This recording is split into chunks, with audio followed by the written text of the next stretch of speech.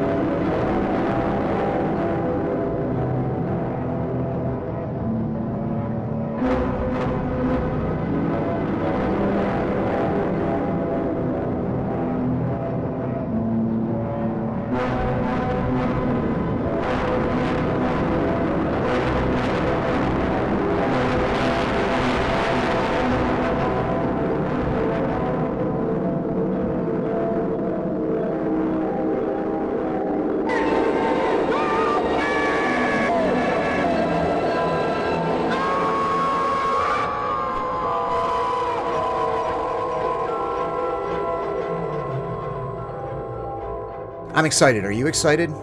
I am very excited.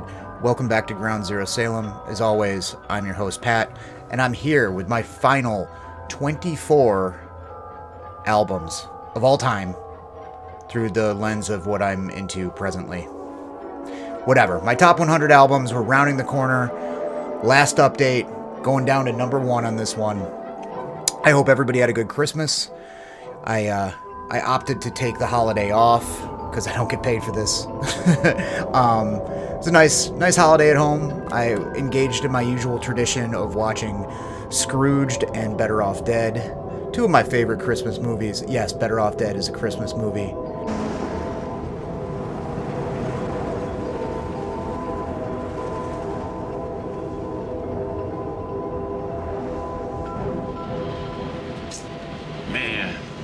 That's a real shame when folks be throwing away a perfectly good white boy like that. Christmas.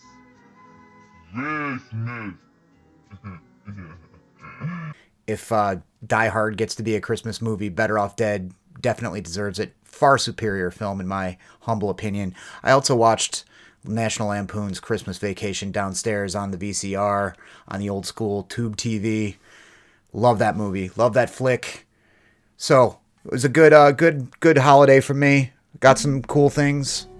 Got a Game Boy, a Lego Game Boy, one of those things from my nephew, which is pretty rad. You put the little holographic thing in. It looks like Mario jumping around. It's very like true to the original.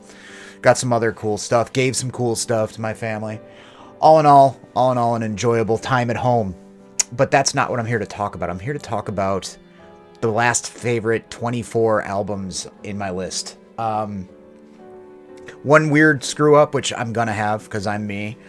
I was thinking 25 because I counted down to 25 and I got everything ranked in order, and we'll just say this is an honorable mention because it was supposed to go in the 25 slot, and then I realized that was already inhabited by something. So this is the Crowbar self-titled.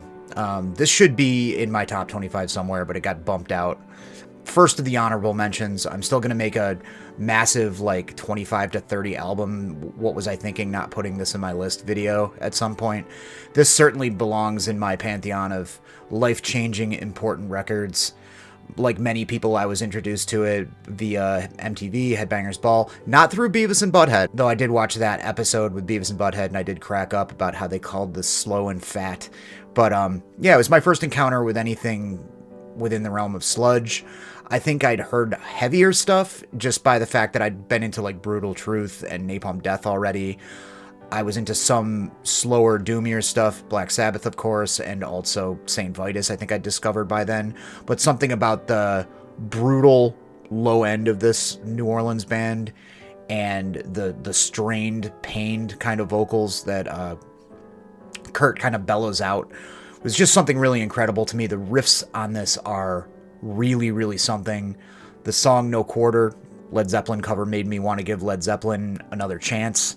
Previous to that, they were just one of my, stepdad's favorite bands, and I didn't really care. Wanted to go back to it.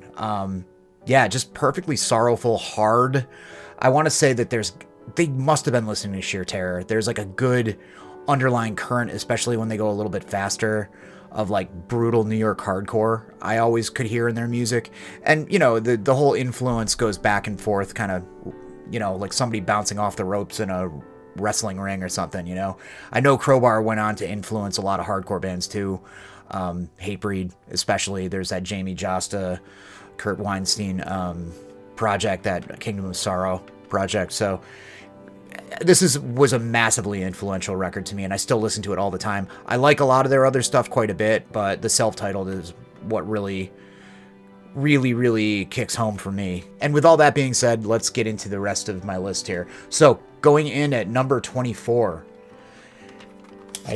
my favorite hip-hop record, Labor Days by Aesop Rock. I think the guy holds some kind of records for like the fastest bars spat out and all that kind of stuff.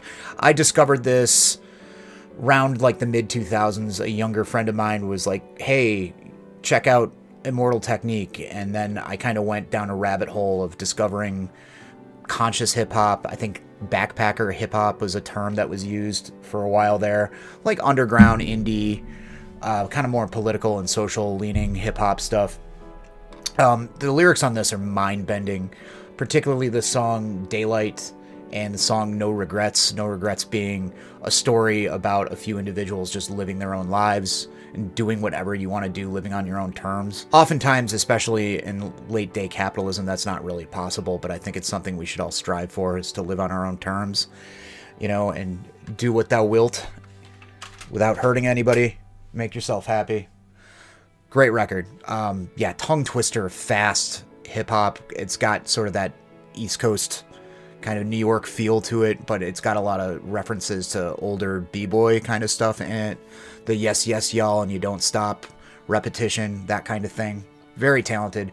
I need to check out his other records. That's really the only one I've ever really listened to, but that Aesop Rock record is fantastic. Then we've got Entombed, Left Hand Path. Obviously gonna be on there somewhere, right? I love death metal. I love Swedish stuff. This is just such a great culmination of influences. You can hear everything leading up to it on all the Nihilist stuff, the Nihilist demos, and the single they did. Pretty much the same band, minus Johnny Headland from Unleashed. Some of the same songs from that earlier material kind of shined up a little bit. It's got that great phantasm bit in the beginning there, Left Hand Path. The influences, I mean, you can hear Autopsy, Discharge, a fair amount of Swedish hardcore, the kind of D-beatish stuff is showing its influence on there. Repulsion, and it's all just giving way to this chainsaw guitar, lightly melodic, trem-picked masterpiece of awesome, just raw death metal. With like such an ominous overtone. It's wonderful. If you haven't checked it out already, if you're looking for a place to start with this kind of death metal stuff, the 90s stuff, this is cream of the crop right there, obviously. Number 22, a grower for me. Bought this when it came out on a major label. This is the Obsessed Church Within. Actually just saw them play this live in its entirety right before I moved back from Raleigh. It was incredible. Everything sounded perfect. Wino's such a just massively talented individual. I came to find out later that a lot of songs on this were older, even going back to like their demo days. This was their major label debut on Columbia Records in the early 90s. I want to say 93, somewhere around there.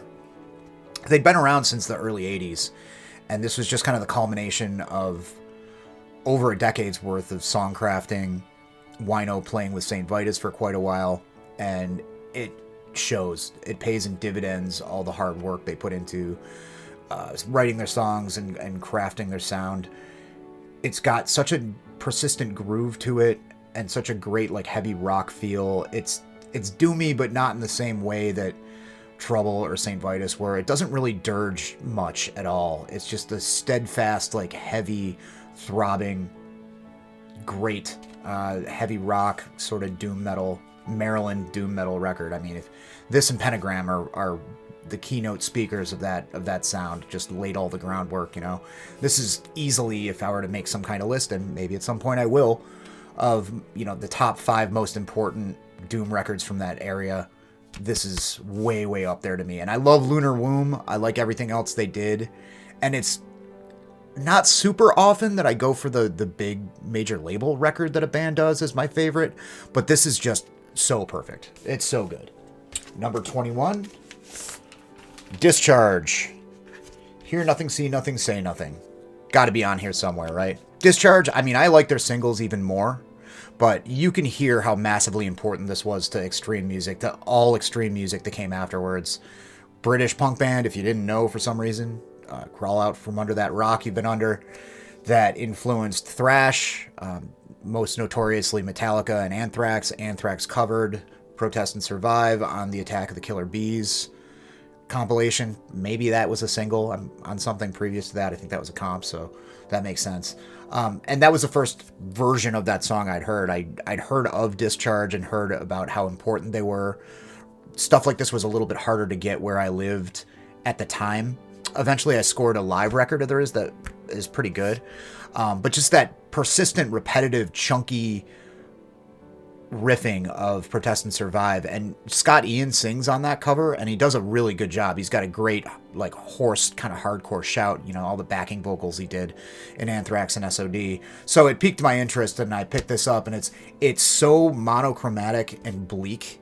It's fast and heavy and pummeling, but I think there's something about the repetition of it, the style of the drum beat. Obviously, the whole D-beat thing is pretty notorious now. It's an entire genre unto itself, completely built around a style of playing drums.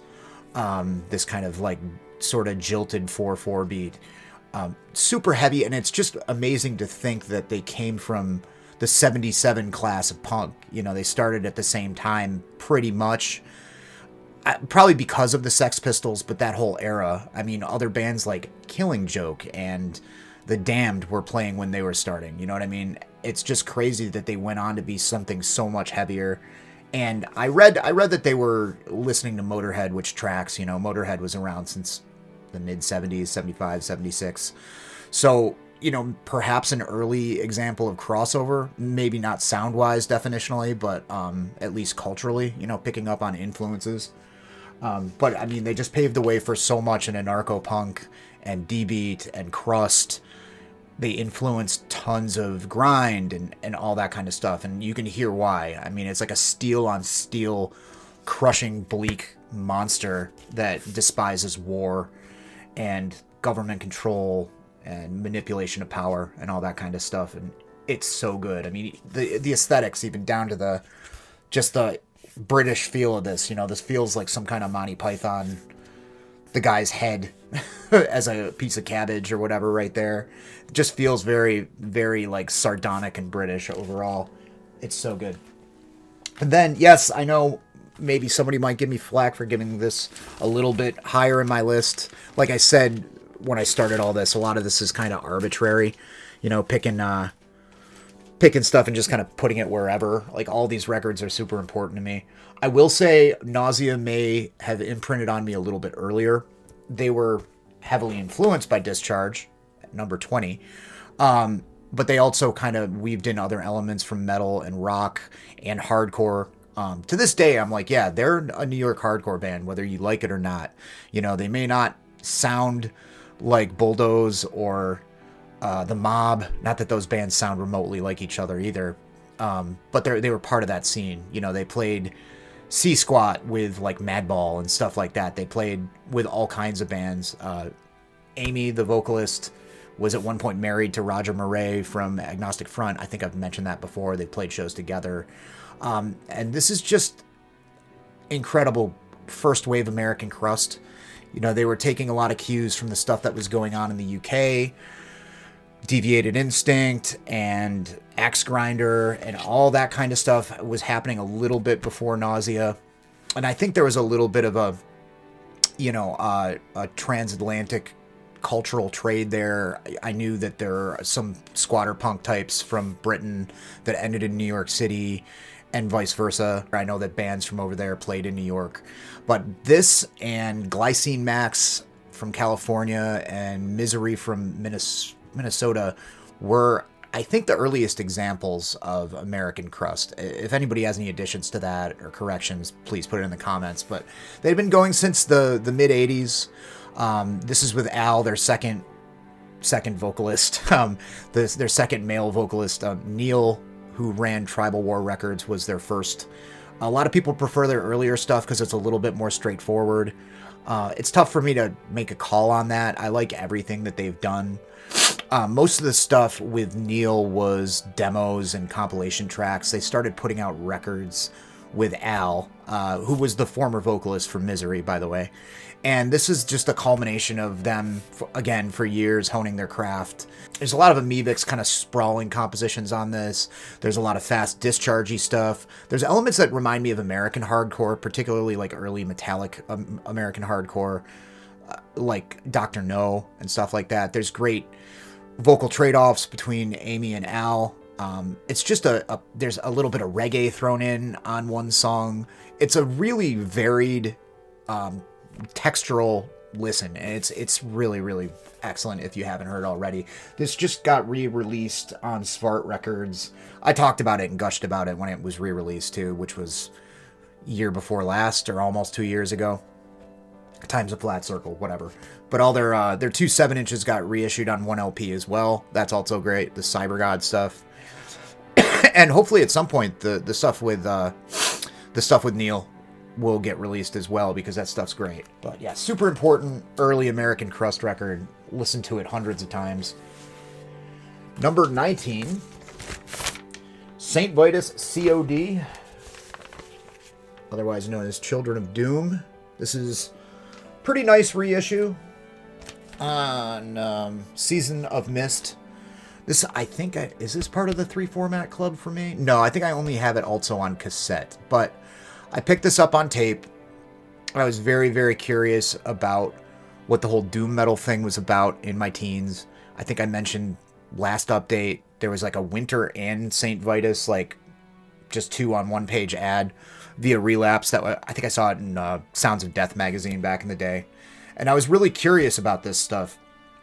And I didn't know quite what to make of it at first, because this is a really doomy St. Vitus record. Like, all their stuff is doomy, obviously.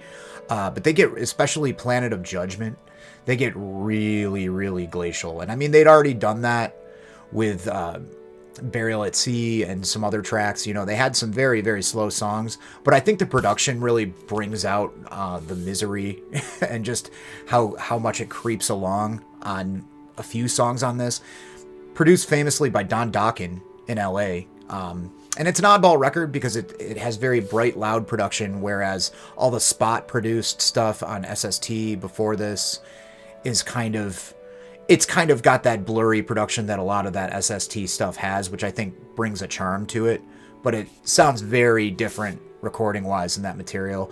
And V, which came out on Hellhound Records, I believe the record before this, better, louder production, but also kind of muffled. You know, a lot of that stuff deliberately sounds like it, you know, they're trying to honor their influences of 70s hard rock and everything. This sounds like it's produced by Don Dokken, but it's a doom metal band. Also, the vocalist is Christian Linderson, who only sang on this. He was on the first Count Raven record. Wonderful vocalist who is a bit of a chameleon, in my opinion. Like, he sounds a lot like Ozzy on the Count Raven stuff. On this, it sounds like he's sort of doing a wino imitation, but he's doing it really well. He's just kind of matching the vibe of St. Vitus. And it's got a few songs, particularly Imagination Man, that go back to like their demo. It's just, for me, it's just the perfect listening experience for St. Vitus. One of my favorite bands. I listened to this Into the Ground. Again, a little bit of a grower. The first couple times I heard it, I thought it was kind of boring. And then I started to get hooked in by the repetition of the riffs. Just Dave Chandler's guitar mastery, his wild solos that just give Kerry King a run for his money in terms of just nonsensical kind of soloing, which I love. Super punk. Yeah, this is up there for a very good reason. Number 18, To Megatherion by Celtic Frost. Love this. This is a Noise Records pressing. I got the repress from, God, a while ago now, 6-7 years ago. Noise BMG did all those really fancy double LP remastered, beautifully redone. So this is an example of me being a hypocrite. A while back, during that whole Metal Mickey thing, I said I didn't really go into owning more than one copy of one LP, although I was guilty of the multiple format thing. That's not true at all. Like, I don't buy multiple, especially with new records, I don't buy multiple colors just to collect all in a set or anything. But, like, I'll have original pressings that are kind of beat up and buy nice reissues of it. I have, like, a dozen examples of that. I think when I was in the middle of talking about all that stuff, I completely forgot about it. So maybe I'll make another video being like, you know, give you a clickbait thumbnail or something saying like, I lied. And then I'll go through all the things I have doubles of for different reasons. I don't know, man. Anyways, to Mega Therion, I knew I had to pick a Celtic Frost record. It was tough to think of which one was like the most relevant to me.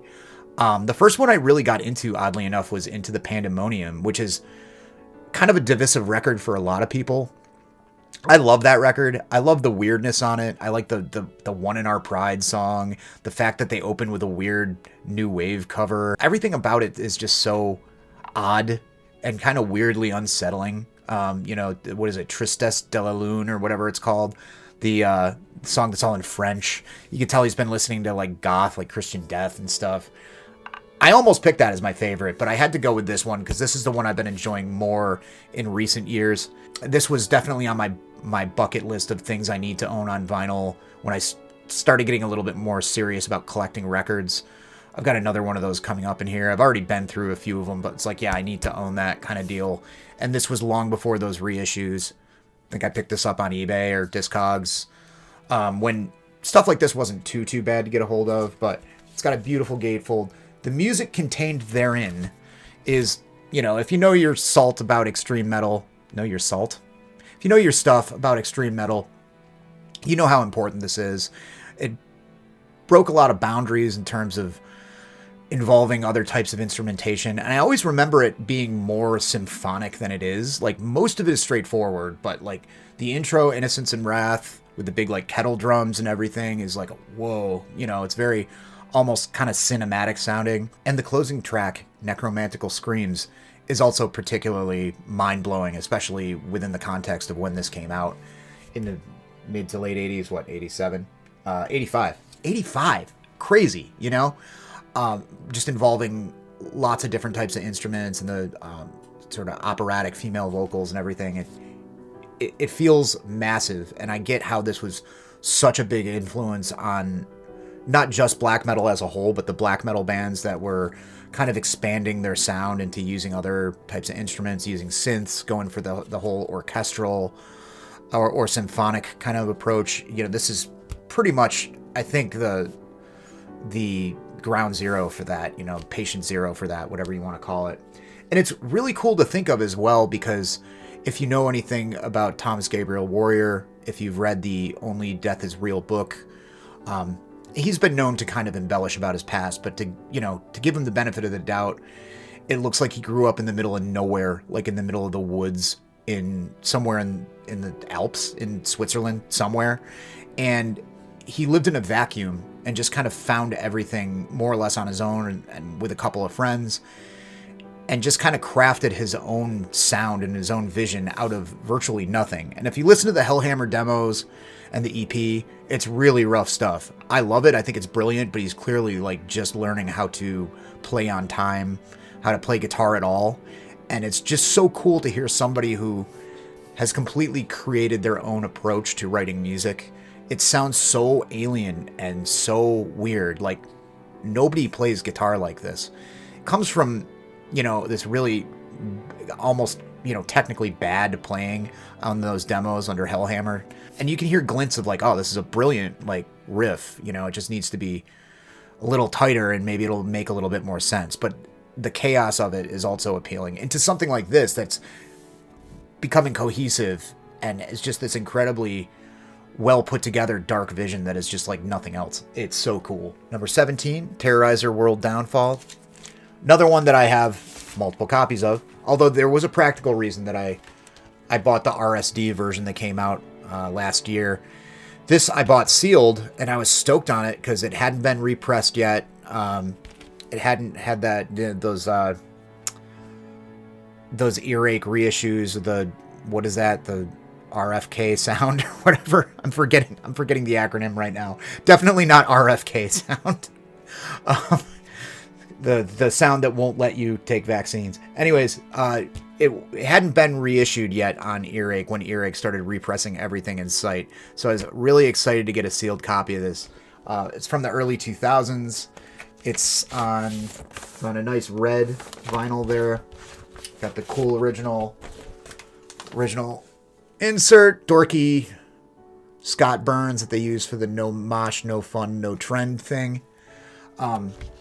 Pretty sure that this is a faithful reproduction of the one that came out about 10 years prior. I think it was like 2001 or 2002. Very limited vinyl reissue of this. And this is up there with one of my favorite grindcore records. It's super important for a myriad of reasons. Unfortunately, I don't know if it was from a manufacturing error or there's no warping or anything. There's like a couple of skips on it. So I was happy to get a cool new repress of it that sounds great.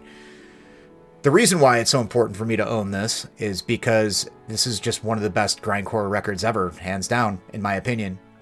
You can hear a good amount of crust influence, I feel like, on this. And they do thank Doom on the thanks list and Eazy-E, notoriously. They thank Doom, Eazy-E, I think Extreme Noise Terror.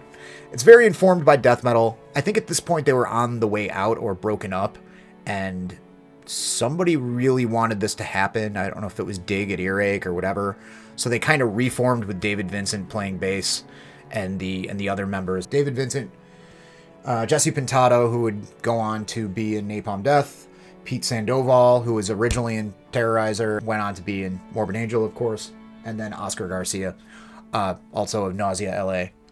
So I think this is like almost like a posthumous recording. Let's do a good solid recording of our older songs, which were, kind of roughly recorded and everything. And the end result is just a masterpiece of grindcore, a masterpiece of like death metalish grind with kind of more straightforward crust influences. Like a lot of this does kind of remind me of like a sped up blast beat laden version of Doom or something.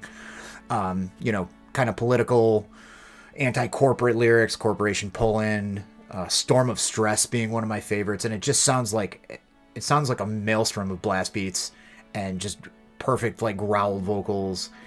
I remember talking to death metal heads who actually was like, the vocals could be better, kind of, I don't know, critiquing Oscar Garcia's vocals for not being guttural enough, but I think they're perfect. They're perfect grindcore vocals. They're very like punk in spirit, but growled super well. The riffs on it are majestic. Can't get enough of them. Number 16, Tragedy, Vengeance. I love the debut, the self-titled. I really, really love the Can We Call This Life 7-inch. But this is probably my favorite full-length, at least by Tragedy. I saw them so many times when this was coming out, and it's just modern, at the time, modern crust perfection. There's a reason why, like, 24 bands at least cropped up trying to ape this sound when Tragedy blew up. Some of them being really good, To What End and Controverse and many others, Remains of the Day to an extent. A few went more on like a epic direction, a little bit slower, like Remains of the Day and incorporated cellos and stuff. But just kind of continuing this down the same path as His Hero Is Gone, but adding a good dose of speed, just engaging in a lot of dynamics, a lot of elements that made this feel epic and massive and without really forsaking any bleakness. And I've heard a lot of people kind of trying to attempt this, copycat bands after Tragedy got big, and sometimes it just came off as cheesy. Tragedy, it just seemed like they weren't screwing around. There were no punches pulled whatsoever. Conflicting ideals. The intro blasts right into one of the most perfect records ever. It's just such a good one. If you're looking at like kind of epic crust stuff with a lot of melodic elements and great songwriting and everything being completely balanced in terms of dynamics and, keeping your emotions engaged, there's pretty much no better record than that. Number 15, Dead Kennedys, Plastic Surgery Disasters. I think I mentioned when I was talking about Candlemass, I bought Ancient Dreams and this at the same time, both on cassette, hanging out with my family in Cincinnati, Ohio. And not my first Dead Kennedys record. One of the first punk things I ever owned was somebody dubbed for me on cassette the Give Me Convenience or Give Me Death compilation, which was, a compilation of all their singles and comp tracks and odds and ends, live stuff. And I really liked that, and that had all the hits. It had Police Truck and Too Drunk to Fuck and stuff like that. Weird tracks like Kinky Sex Makes the World Go Round and the live banter, some really funny live banter.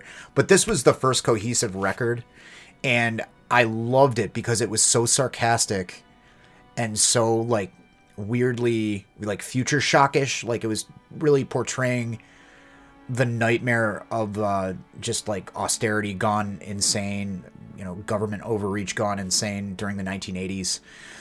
With Jello's lyrics and Jello's vocals being so funny, it felt like a really weird audio version of Mad Magazine in terms of like satire,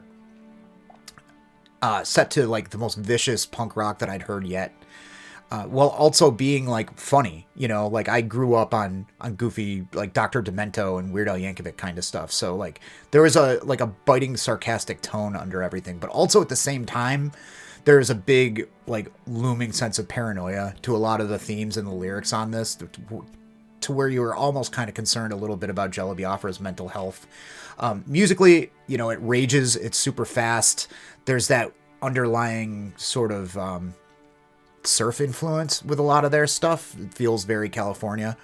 But I think they stepped it up a lot in terms of ferocity from Fresh Fruit for Rotting Vegetables. Although this came after In God We Trust Inc. and it's a little less like flat out fast than that record, but it's very well composed. And they even get melodic, like Moon Over Marin, which is the last track on this, is kind of anthemic and melancholic and sad, sad sounding. Very cool. And we've got number 14, Repulsion, Horrified. Heard Repulsion first on that Corporate Death comp that came out on Relapse. I think there were like 3 songs on that. I want to say Maggots in Your Coffin was on it, Stench of Burning Death, and Radiation Sickness were the 3 tracks on there. I mean, this is such a lauded, important record for so many reasons. Again, hugely influential on stuff like Entombed, all that early 90s death metal. It was so fast and so intense, obviously borrowing a lot from hardcore, pre-metal D.R.I, Discharge, Cryptic Slaughter, stuff like that, but just blown out and a happy accident. The bass sound was from the bass being plugged directly into the recording equipment as opposed to through an amp, I guess, or something along those lines. It was supposed to be like a scratch track, but they ended up having to keep it, I think. I'm trying to remember the interview with Scott Carlton that I read, but regardless, it's insane. The fuzzy bass on it is above and beyond anything that had come before, and you can hear how it's like sort of similar to the Napalm Death bass. There's a reason for that. This came out as a demo, Slaughter of the Innocent first, and then got reissued on Necrosis Records, which was the guy from Carcass's label, a few years later, and then I think it was just on Earache and then Relapse. It's been on a bunch of different labels for good reason, and it's just perfect.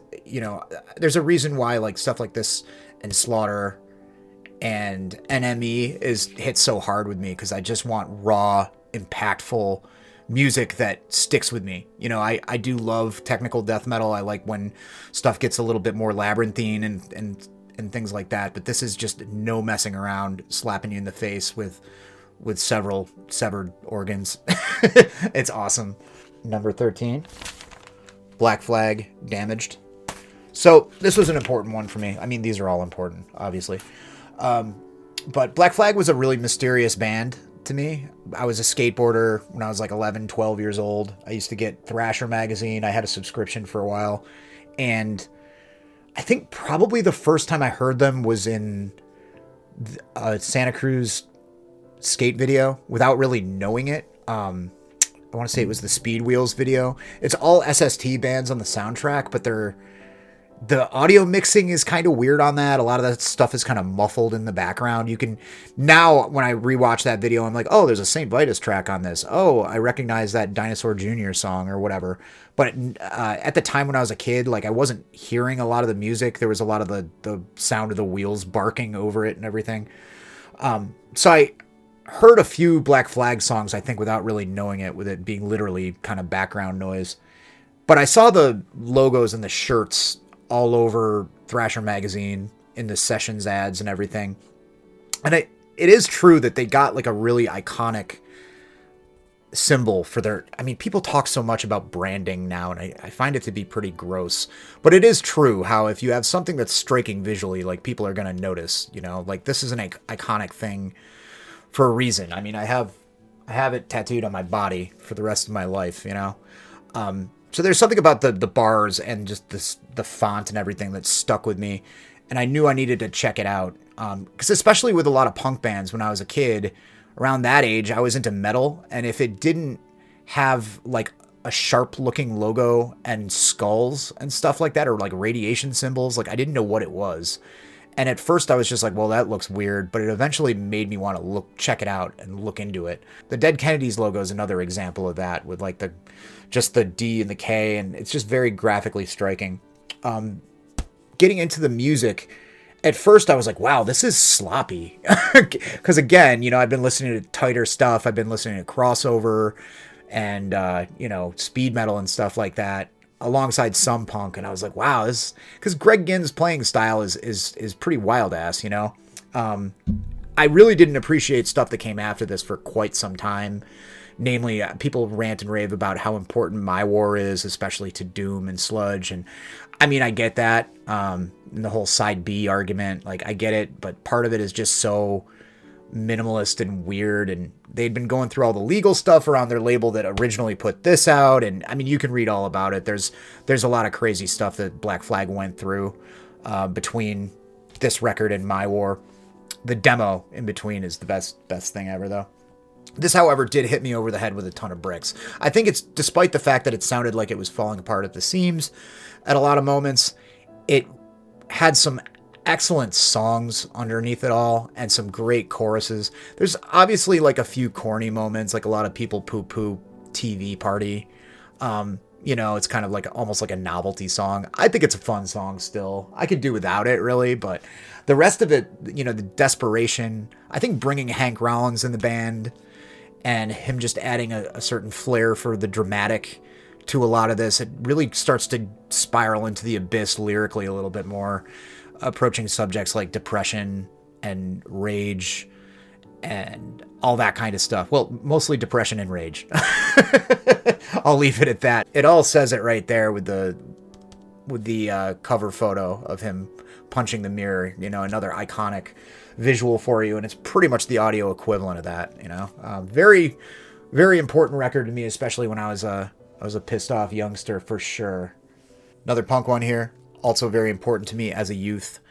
It has held up a lot better for me than a lot of other D.R.I. records. This is Dealing With It by D.R.I, number 12. I picked this up after I got Thrash Zone, and I loved Thrash Zone as a young kid. I was a skateboarder. My introduction to D.R.I. was seeing their poster on Christian Slater's wall in the movie Gleaming the Cube. Brian, the skater protagonist. At one point, Brian decides to become a normie to get closer with his dead brother's girlfriend, and he has to dress normal to appeal to her parents, who are like conservative Vietnamese people. So he rips down all of his posters, and I remember seeing him rip down his cool D.R.I. crossover poster, being like, no! So I bought Thrash Zone after I saw that, and I loved it. I thought it was awesome because, again, you had like the kind of punk, obnoxious sort of vocals that were not too dissimilar to Jello Biafra. Definitely more similar to Jello or something like that than, you know, James Hetfield. Kind of snotty surfer kind of vocals over like chunky riffing. It hit every nerve that it needed to for me at the time.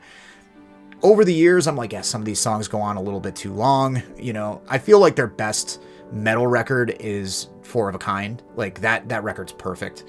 And I think crossover and thrash zone kind of missed the mark for me nowadays. I still own all of their stuff and will probably never get rid of it. And I still have nostalgic attachment to all their stuff. But as far as their punk stuff goes, they were starting to lean a little crossover on this a little bit with dealing with it. You know, there's some double bass and stuff like that. But it's still very much rooted in American hardcore. It's super tight. You know, in a lot of ways could be kind of considered proto-grind or something like that. It's really fast. Proto-grind the same way that S.O.D. is, you know, just like bordering on blast beat fast. Great lyrics, you know, about just not fitting in, you know, the pointlessness of everything, pointlessness of having to work, not liking school, you know, all that kind of stuff. Songs about how Reagan's a jerk, you know, good stuff like that. Nursing home blues, you know, it's a bummer putting people in nursing homes. This is a top tier hardcore record for me.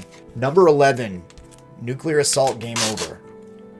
So again, I mean, a lot of these are very, very formative for me. A lot of these I got into decades ago. This is one of the earliest. I think the first, and I mentioned this because I already talked about it, the first thing I ever bought that was heavy for myself was a cassette of Anthrax Fistful of Metal. Later that year, I went to the mall and bought Game Over by Nuclear Assault. Again, no idea how I heard of them. It might have been word of mouth from some other kid that I skated with.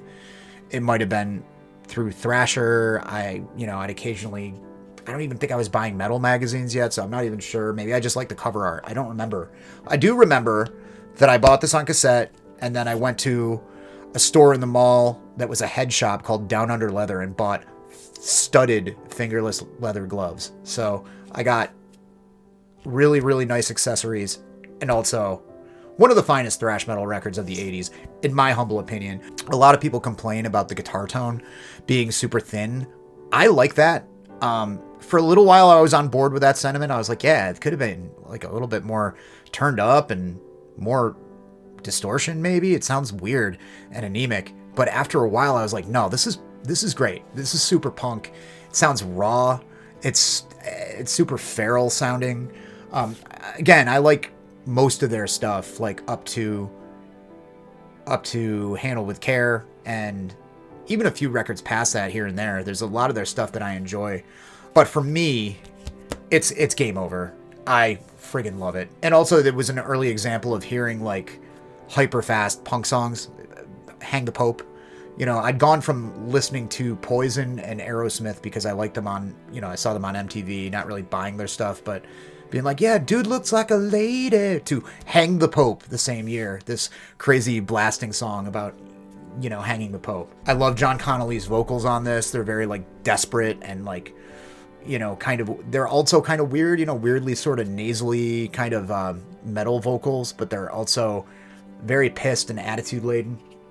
There's moments on this that are certainly very like heavily influenced by Motorhead and Venom that I appreciate. There's a lot of that kind of early speed metal kind of thing going on where it's not the beefy, moshy thrash parts as much, but kind of this more rock and roll Venom and Motorhead and new wave of British heavy metal thing going on with it, mixed with Discharge. And Brain Death, also the epic song at the end, was one of those songs that like actually kind of scared me as a kid, because it's epic, you know, it's about waking up in a hospital bed and being in a coma and everything. So yeah, that's all-time banger for me. Okay, finally something that isn't from when I was like 12. Roky Erickson, The Evil One. This record's awesome. This was not even that long ago that I got into, probably a little bit over a decade. There was a period where a lot of people in the punk scene were getting into Roky. He had a bit of a resurgence. He had a documentary that came out about him. Around the same time, a documentary came out about Dead Moon, and they had a big resurgence in popularity.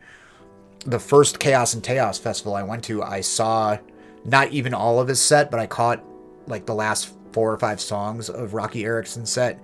Billy Gibbons from ZZ Top came up and jammed with him, which was really cool. It was after seeing him that I was like, okay, I should get into this guy, and learned about his whole deal, his whole history. You know, checked out some 13th Floor Elevators stuff, which I like a lot as well. But this compiles, The Evil One compiles another album called The Evil One, and then stuff from a record called Five Symbols. So this is sort of I don't know. This is how I know these songs. It's, puts together a couple of different studio recordings, previous release things, but it's weird how this is kind of like garage rocky. It's kind of new wavy. It doesn't feel that dissimilar to like the same sphere as stuff like Cheap Trick and Joan Jett or something along those lines, but it's all lyrically much more like akin to something like the Misfits or some kind of weird underground, even metal kind of. It's very influenced by like demonic stuff and conspiracy theories, Creature with the Atom Brain, If You Have Ghosts, The Wind and More. And Roky notoriously suffered from some pretty serious mental health issues. He was a bit of an acid casualty, and it's funny because none of the music is psychedelic necessarily. Maybe a few moments here and there with some guitar shimmering parts or whatever, but more like the lyrics are super out of this world, and his voice is wonderful too. It's soulful, it's a little bit croony, but it's awesome. Just one of the many awesome things that came out of Austin, Texas. Incredible record. Then number 9. So I had to pick a COC record, and it was tough because, if I were to go through what I'd have if I had a gun to my head and had to name all my favorite bands, they'd be on that list. They'd be up on that list with Black Sabbath, obviously, St. Vitus, The Accused, a bunch more. COC's way up there, and they're one of those bands that's gotten to be more of a favorite band of mine as the years have passed. I've been into them, again, probably since about middle school. That's when this came out, and it was another example of getting 2 records from 2 distinctly different time periods of the same band. I got this and Eye for an Eye around the same time, and trying to wrap my head around how it was like mostly the same dudes. This is like a very well polished, like modern for the time, early 90s metal record. Eye for an Eye is like kind of like Black Flag Damaged. Like it's got its moments where it feels a little bit like it's falling apart, kind of like Void, but there's like little bits and pieces of like Sabbathy elements there. It's super vicious, it's super fast. And then at some point I found the stuff in between, the Technocracy EP, the Animosity full length, 6 songs with Mike singing, and I was completely blown away by the middle records and how they were just incredibly tight, how they didn't really sound like any other crossover band. There's all this kind of like almost like weird like Bad Brains intensity to it, as well as other stuff. Just an incredible band all around. My gateway though was this. It was Blind, and seeing the video for Dance of the Dead late at night on MTV and being blown away. A guy whose musical opinions I trust pretty well once said, like, this is like the Black Album by Metallica if it was good. Which that's kind of a raw diss, but I mean, it's kind of hard to disagree with. It does have that modern, again, like I should stop saying modern because it's not modern anymore. It hasn't been modern, in decades, but it's got that very early 90s. They were figuring out how to produce stuff a little bit better by then. Everything's very fully tracked and heavy, like a lot of work going into producing this to sound massive and huge. And it's mid-paced. There's moments where it gets relatively quick sounding, but it doesn't go to the breakneck speeds of their crossover stuff. There's also little touches of Sabbathy stuff going on with it. They hadn't quite gone full stoner rock yet. That comes on the next record, on Deliverance. The song Vote with a Bullet deliberately has this weird vocal distortion that in interviews they said they were influenced by Ministry just for that track mostly, just to have like weird vocals on it. Carl Agell, the guy who sings on this record, also doesn't sing on that one. Pepper Keenan does. But all in all, this is just a massive, like, epic, mature record for Corrosion of Conformity, because I think at this point they were nearing their late 20s. They had been around for a while. Reed Mullen was getting more politically involved, and they always had like political lyrics and everything, but there's a political mission statement in this, and then addresses for the Southern Poverty Law Center and PETA and all this stuff. He's clearly like starting to get into actually trying to make a difference and that sort of thing. From what I read recently, he was getting involved like on a grassroots level with a lot of different groups and everything as well. And I think that kind of shows. The lyrics are a lot more like kind of analogous and, you know, a little bit more thought out and a little bit more poetic. You know, they're not as just direct, like, you know, screw the man kind of lyrics and everything. And I mean, the riffs, holy crap. I think a lot of people, when they think about COC, they're either a fan of solidly of one era or the other. There's a lot of people that love the stoner rock, the stoner doom, southern sludge, whatever you want to call it, stuff that came after this.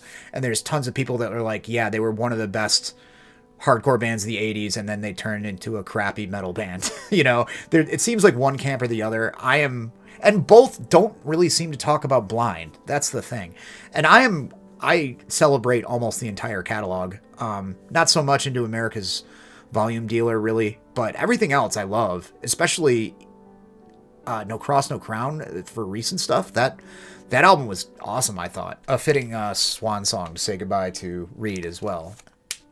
But I think, you know, in a lot of ways, this record really shows both sides of that coin of this band and everything they did. And it's kind of taking a lot of the strengths from both and creating something really unique, kind of both between and sort of also outside. Elements that were never explored afterwards. Number 8. Dead Can Dance, Spleen, and Ideal. I never really understood what that title meant. And it was difficult also for me to pick one Dead Can Dance record, because their first 4 or 5 or 6 are all incredible. I just kind of picked this one on a whim. Within a Realm of a Dying Sun is another strong contender. Ion's really good. The Serpent's Egg is great. Just killer stuff, especially early on. You know, from their very beginnings of like kind of post-punky, gothy kind of stuff, expanding into this, again, kind of world music, but actually good kind of stuff that they did later. Brendan Perry and Lisa Gerrard, just fantastic songwriters. I just picked this. I like Brendan Perry's vocals probably the most on this. They're very smooth and calming. He doesn't quite go as far into Sinatra territory as he does on some other records. Not that I mind that necessarily. You know, I like Frank just as much as the next guy. But this has just the most gorgeous kind of mystical kind of tracks that they've recorded, in my opinion. If I had to pick one, The Host of Seraphim off The Serpent's Egg, also featured in the movie The Mist. That is a killer track. But as far as albums as a whole, I'm gonna have to go with Spleen and Ideal. I don't know if they're referring to the body organ or what, but yeah, gorgeous kind of post-punk. Amazing stuff. You know, lots of like old medieval music from around the world kind of reconfigured into these beautiful songs. Massively talented band. Number 7, Forest of Equilibrium. You knew it was coming if you've been watching my videos, especially lately. Be interesting to see if I was like, I picked out most of these. I've been kind of like finally recovering from the Doom kick, although I'm still listening to tons of Doom. It's been cold out, and I never really prided myself that much on being a seasonal listener. I always trying to buck that, but man, I have been listening to so much just like straight up Norwegian black metal in the past like month or two. It's just something, it does make sense when it's cold out and it's snowing. I've finally fallen prey to being a basic bitch and just being like, yep, time to throw on my Uggs and get my pumpkin spice latte and throw on Battles in the North, because it's snowing, baby. But anyways, who knows? Like if I was picking out this list, you know, in a couple of months, if I'd been sucked into the whole black metal thing for that long, maybe something else would be in this place. Like, I don't know. I screwed up by not putting Transylvanian Hunger on anything. It should be in my top 100, but maybe that would be in its place. But it's definitely going to be in the Alto Rans video, so spoiler alert there. Anyway, tangents aside, Forest of Equilibrium by Cathedral, massively important record to me. This is an original earache pressing that I shelled out for, again, many moons ago when I started getting more serious about collecting records. Super important record to me. Not the first Doom thing I heard. You know, I'd been into St. Vitus for a bit, some other bands. My friend Matt dubbed this for me, and it was just so massively heavy. It was definitely bringing that underground Doom thing that was going on into the 90s, with a certain like Swan's heaviness that I don't think any band had really reached yet. Also, Lee Dorian coming out of Napalm Death and also bringing that sort of earache weight to just the heaviness of the sound overall. Probably one of the slowest things that had come out too at that time. I want to say it's like a lot of people might consider it proto Funeral Doom or something like that, because it does really, really drag on in a wonderful way. You know, they didn't record really anything like this afterwards either. I mean, I really liked the Soul Sacrifice EP, which now that I think of it, I heard that first. I bought that myself when it came out. A friend of mine dubbed this for me. He's like, oh, if you like that, this is better. Dubbed me this afterwards. It's been a while. My continuity screwed up, but I was in my early teens. Yeah, I mean, it blew my mind how just glacial and crushing this was when I first picked it up. Lee Dorian's vocals, I wish he did a project where he sings like this again. I don't know if he's physically capable, but it's just this moaning, sad, like groaning, morose post-growl after coming out of what he did in Napalm Death. It seems almost like a natural leap if you're going to sing for a Doom band. You know, not long after that, you had the Ethereal Mirror, where he was just had chirped up a little bit, doing goofy moments here and there, singing about the Martian bossa nova or whatever. Hated that record when it came out, love it now. But this completely crushed my soul the first time I heard it. And kind of silly owning this on a single LP, because it's like over 60 minutes long. So, you know, pressing on anything onto LP that's that long, there's going to be sacrifices in sound quality. I really owe it to myself to maybe get some kind of repressed. I don't even know if such a thing exists, but like a double LP version. I think Earache would have done that by now, right? I don't know. I'll have to look into that. But also really important for this was the thanks list. Cathedral, all the bands. Like, this is just a checklist. You just maybe blow this up, print it out, get yourself a highlighter, or scan it, you know, put it into a document, and just go through this. It's a who's who of like what to get into for Doom. Here we go. Black Sabbath, Saint Vitus, Obsessed, Pentagram, Solitude Aeternus, Witchfinder General, Asylum, I have to check them out, haven't heard them, Goblin, Revelation, Warcry, Cirith Ungol, Melvins, Merciful Fate, Confessor, Nigromantia, Black Widow, Diamanda Galas, how about that? Dream Death, Penance, Angel Witch, Death SS, Paul Chain, Dead Can Dance, Count Raven, Internal Void, Blue Cheer, Bomb Culture, that's a new one to me, I'll have to look that up, Loch Ness, etc. There were so many bands that I made mental notes of to check out because of that list. The importance of thanks lists when you're a kid in the 90s were can't be overstated. All right, number 6. Tough picking one Accused record. The Return of Martha Splatterhead would have been the obvious choice, but I think I really listened to this one even more. When I was partying a lot with my friend Nick, we spun that cover of Devil Woman by Cliff Richard over and over again, and it's a great cover. I don't know what it is about Cliff Richard. As far as I understand, he's like a pop country singer from the UK, and they referenced him on the Young Ones constantly. I never really listened to him, but he wrote a song that the Accused covered on this, Devil Woman, which is a ripping track. The rest of the stuff on this, they went from like a slightly loose crossover hardcore punk band. With this, it's tightened up a little bit. There's a little bit more Bay Area on it, although nothing that polished. You know, they get the kind of tight gallops and stuff like that. There's moments that remind me of Bonded by Blood a little bit, but way more punk. Blaine's vocals are nuts. Just, again, like larynx just long gone, stuck to the ceiling. just vomiting, yelling. Songs like We Can All Live Together. It's like songs about zombies and murder. And then Unity song. Love that. Mechanized Death. Song about just like running people over in your car. Probably inspired by that scene in The Toxic Avenger, I bet. Bethany Home. Splatter Rock. Great. Septichild, In the Sewer. This is a perfect crossover record. And you can definitely hear the influence on death metal 100% on this. Negative Approach, Tied Down, number 5. Now, I had the actual dedicated LP at some point, not that long ago, and I was going through to pull all my records And I was like, where's my Tied Down LP? And what happened, I think, was either it's downstairs in storage or I sold it. Because it was a new pressing. And before I moved, I needed to tighten things up. And I sold a bunch of stuff that I was like, do I actually need that kind of thing?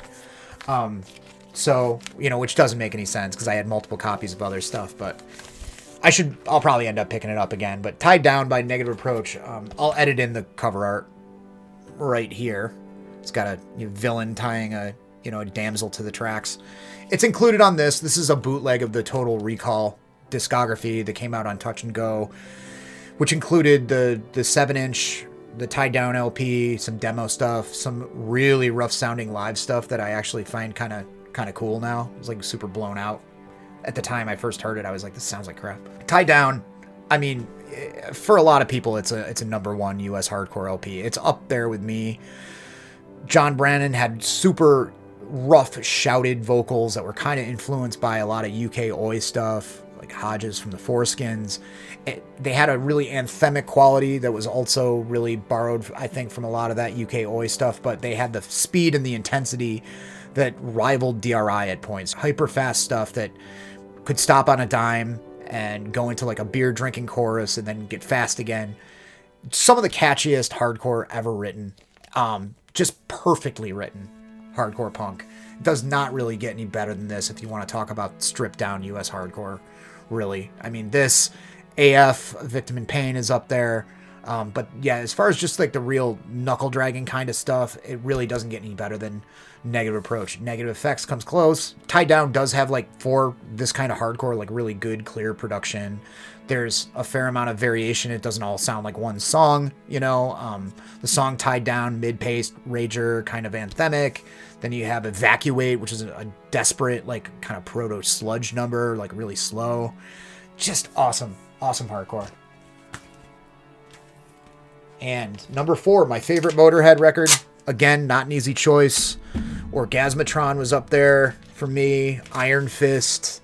1916 even I gave heavy consideration to, just because it was the first one I ever really got into. Starting to get hoarse here. Starting to sound like Lemmy. It's just been his 80th birthday and the 10-year anniversary of his passing, too. It's crazy. Time flies. I'm going to go with Rock and Roll, number 4 here. Just to think of like how many times I've spun this, how many times I've listened to this, how many times I've spun the song All For You when I go through some heartbreak or whatever. You kick it off with Rock and Roll, which is just the ultimate like giving no fucks anthem. No regrets about my life. I love what I do. I play in a band. That's a great song. Eat the Rich, also the name of a movie that Lemmy stars in, along with like some of the cast of the Young Ones. That movie's amazing. Great rock and roll number. I think around this time, Lemmy was starting to incorporate a little bit. He'd been spending a bunch of time in LA. I think he moved there not long after this was recorded. And you could tell like some of that Sunset Strip stuff was kind of showing an influence on what he was writing, but not in a bad way. Like I think Eat the Rich is kind of like that. It's very stripper pole adjacent, Stone Deaf in the USA, just his whole tribute to loving touring in the States. The Wolf is another one that's just like a really like fist in the face kind of Motorhead song. Traitor's another one that's great. And Crows will Eat Your Eyes. I love that line. Dogs. And All For You, like I just mentioned. Beautiful melodic, kind of expanding the repertoire a little bit. Everyone criticized Motorhead for being like AC/DC and writing the same song over and over again. I don't find that to be the case at all. All For You is a really good example. Not long after that, the next record after that, they did No Voices in the Sky. I think it was probably absorbing more influence maybe from the Ramones or something. I mean, you go back to their OG influences and super into the Beatles and the Rolling Stones and everything. So you could write a more pop-oriented song and have it be really, really good. Boogeyman also. So, yeah, I mean, quick track-by-track kind of lazy breakdown there, but awesome. I love this lineup with Lemmy, Filthy Animal Taylor, Wurzel, and Philip Campbell. As much as I like Fast Eddie Clarke and I like a lot of those records, just the full sound of like 2 guitarists and everything are great. Orgasmatron was a strong contender. The only thing being that Bill Laswell kind of production is just, it's not bad to me. I know a lot of people that despise it, but it's just a little weird. But that album is probably number 2 Motorhead record for me. Okay, now we're getting down to the final 3 here.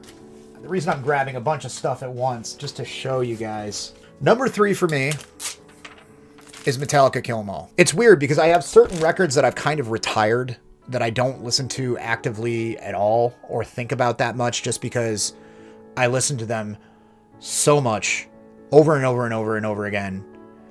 They're permanently etched in my brain.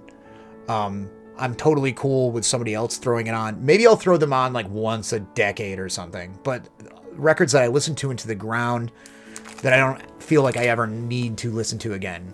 A lot of thrash records, a lot of stuff from high school, namely, I'd say actually Thrash Zone by D.R.I, now that I think of it, is one of them. The 2 records after this, the 2 albums after this, Master of Puppets and Ride the Lightning, I'm like, I'm good. Listen to them so much. Anthrax Among the Living. Probably Seasons in the Abyss by Slayer. You know, stuff that I just literally hundreds and hundreds of times. Kill 'Em All is no exception to the amount of times, but for some reason this is a completely evergreen record to me. Not entirely sure why.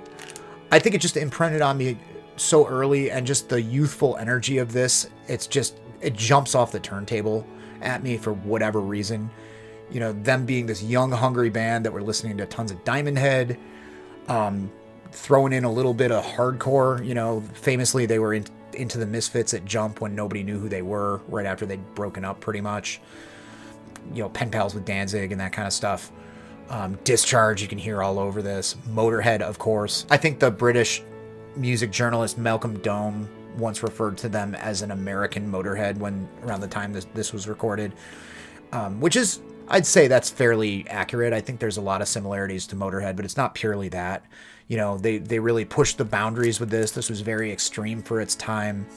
James still hadn't really completely come into his own as a vocalist. You know, he still has a little bit of that like traditional metal, like yeah kind of thing, and I like that about this. You know, I don't know. I dubbed this off of my cousin one Christmas Eve, and he had just bought it, and I really pissed him off because I just like stole it with the boombox for like an hour and dubbed the whole thing. I had the version that included the bonus tracks, Am I Evil and Blitzkrieg. And that, I remember specifically, it was a chrome TDK tape with like the oval window. And I just could not stop listening to it. It was one of my favorite records for forever. And it wasn't even my introduction to Metallica. I listened to And Justice for All and wore that out a year or two before. But for whatever reason, this has stuck with me a lot longer. You know, I actually just re-listened to And Justice for All not that long ago. And it's still great, you know. I'm not really bothered that much by lack of bass on it or anything.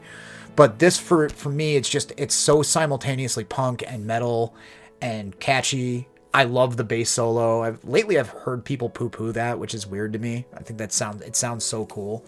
But I love this, and I'm obsessed with this whole era of the band. That's why I grabbed all this other stuff. I also have this weird, I showed this off on stream to the Metallurgy people not that long ago, but this weird 2 EPs on one. It's got Jump in the Fire. I love that demon. Jump in the Fire and Creeping Death on one LP, which is interesting. And a lot of that early, particularly Metallica imagery, some of the stuff was like bootleg, so I'm not sure, you know, how much input they had, but this demon guy, like, so awesome, like Boris Vallejo, Frank Frazetta style artwork, which I love that stuff. Early D&D, you know. There's another one that was, I think it's a bootleg with like, it looks like a Frazetta painting of like warriors, like attacking some snake person or something in a temple.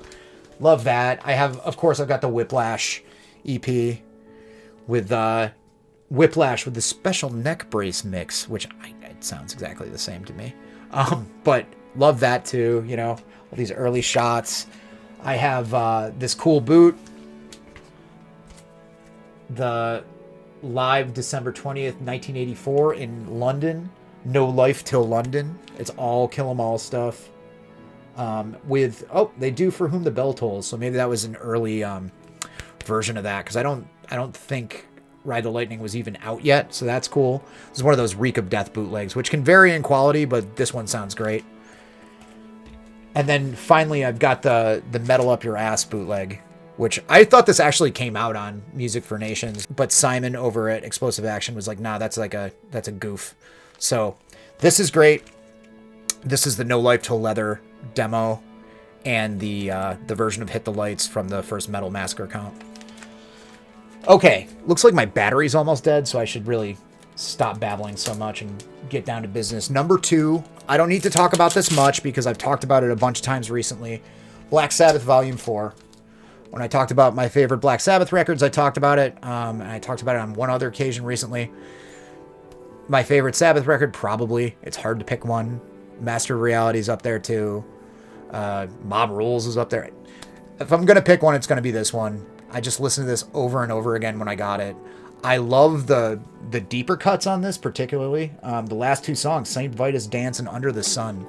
The riff on Under the Sun is like worth the price of admission alone. Wheels of Confusion and Tomorrow's Dream. Even Changes has grown on me, like I said before. But yeah, I mean, I don't need to say anymore. Go back and watch my Black Sabbath video. I'll put a link here. I love, love, love Volume 4. And then finally, number 1. Picking a number 1 was so ridiculous because I feel like any of the last 20 that I talked about at least could have been number 1. But in terms of like emotional impact, life impact, just how many times I listened to this, how heavy this hit me, I'm going to go with my favorite record of all time, at least currently, this very moment, is Sheer Terror, Just Can't Hate Enough. Dark, late 80s, NYHC stuff. Guitar tone, very, very much lifted from Celtic Frost and Hellhammer. It's got the same kind of gritty guitar tone. I want to say, like, not directly musically, but I think they're taking a lot of cues, I don't know, tempo-wise and sonically and stuff, like from the uglier hardcore from the first half of the 80s with a lot of the Boston stuff and Negative Approach. Paul's got this great, like, shouted, hoarse kind of hardcore voice, but he can also sing as well. Goes into these really despondent, like, soulful moments. It's got some of the best, like, kind of, like, ironic, sort of poetic lyrics. Lyrics like, smoking like a dragon, drowning in my flagon, pumping like a workhorse, going round the bend. I love the dude's turn of phrase. This is, like, their darkest record. This was their debut. It's super raw. It was recorded live on several tracks, I think, at CBGB's by Tommy Victor. It sounds perfect. You know, it sounds like recorded in a subway tunnel, an abandoned subway tunnel. And these are the guys that are going to beat your ass and take your money when you round the corner kind of thing. But amazing, amazing lyrics. Like I said, really covers a wide scope of, like, depression and negative emotion in a surprisingly, like, really well thought out and mature way. Yeah, songs tackling depression, anger, and everything, done in a very intelligent, poetic manner, and sharp, killer riffs, and awesome, varied vocal style.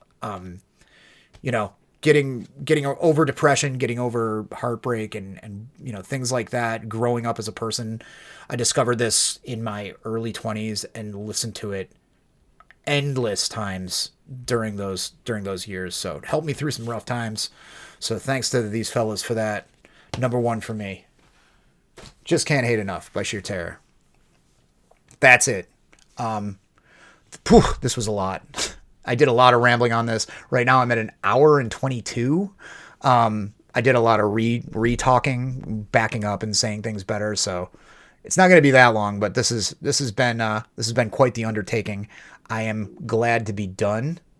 My next update will probably be a lighter take on, you know, favorite stuff from 2025. I may do a top 5 or something like that, but I want to do a roundup of releases that I enjoyed this year. So everybody take care. I'll see you next week.